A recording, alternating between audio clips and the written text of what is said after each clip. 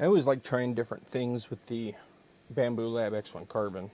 So I kept coming across these squash balls you can replace the feet with, and hopefully calm your printer down a little bit. I guess I just sit in there like that, it seems like it. And calm everything else that it's sitting on down as well. Because sometimes when that thing gets cranking, my poor Elegoo is, it doesn't like it.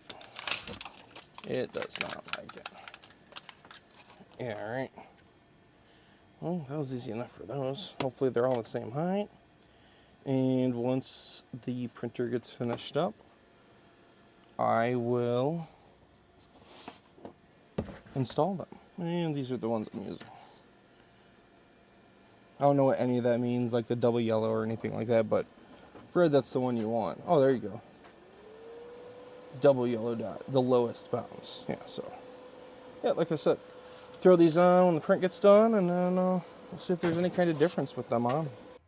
Here's the X1-Carbon before the squash ball feet. It's so birdie. Looks a little silly, but there it is with the squash balls. Now let's see how it's going to print.